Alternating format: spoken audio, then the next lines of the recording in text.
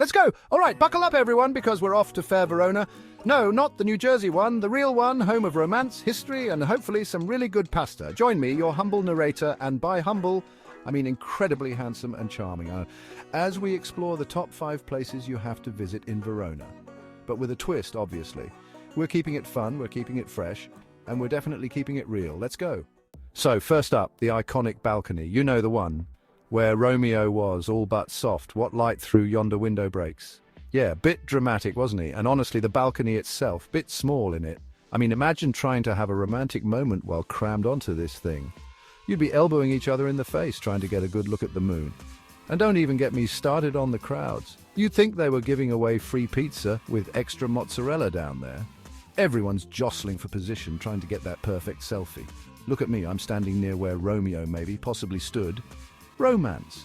But hey, who am I to judge? It's a classic for a reason. Just maybe skip the whole Romeo, Romeo. Wherefore art thou, Romeo? Bit, yeah? Unless you want to get some seriously strange looks.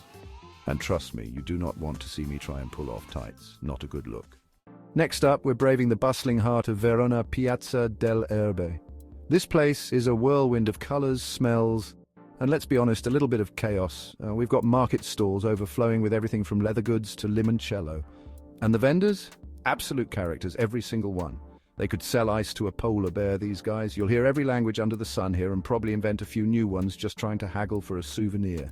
My advice, channel your inner Italian grandmother. Start low, be dramatic, and don't back down.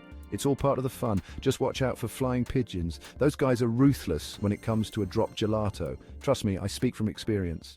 Okay, time for some seriously stunning views because we're heading to the Castelvecchio Bridge. This medieval masterpiece is straight out of a history book. I mean, it's survived floods, wars, even tourists with selfie sticks. Now that's impressive. Take a stroll across its ancient stones, soak in the panoramic views of the city, and try not to get run over by a bicycle. Because apparently in Verona, bicycles are the preferred mode of transportation. That or tiny little cars. I'm not sure which, but seriously, this bridge, worth the hype.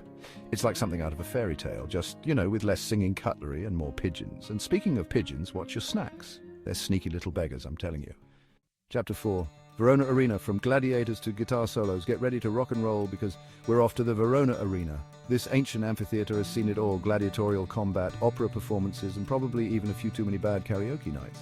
Don't worry, I won't subject you to my rendition of Bohemian Rhapsody. These days, it's more about the music festivals and concerts. Imagine seeing your favorite band play here, surrounded by history and the ghosts of gladiators past. Talk about an epic gig. Just maybe leave the togas at home, yeah? Unless that's your thing, then go for it. But seriously, the acoustics in this place are incredible. You can practically hear the roar of the crowd from centuries ago. Or maybe that's just my stomach rumbling. All this sightseeing is hungry work. Chapter 5. Giardino Giusti getting lost in the labyrinth and loving it. Last but not least, we're escaping the hustle and bustle at Giardino Giusti. This place is a green oasis of tranquility in the heart of the city. Think manicured hedges, fountains that would make a Roman emperor jealous, and a maze that's just begging to be explored. Now, I'm not saying I got lost in that maze, but let's just say I got a very intimate look at some of the shrubbery, and maybe shouted for help a few times. But hey, it all adds to the adventure, right? Seriously though, this garden is the perfect place to escape the crowds and just chill out. Find a shady spot, close your eyes, and pretend you're a wealthy Italian count from centuries past. Just try not to fall asleep and drool on yourself, not a good look. So there you have it, folks. My top 5 must-visit spots in Verona, with a healthy dose of humor and maybe a few too many pigeon encounters. From the romance of Juliet's balcony to the lively chaos of Piazza dell'Erbe, Verona has something for everyone, so what are you waiting for? Book that trip, pack your bags, and get ready for an Italian adventure you won't forget. Ciao for now.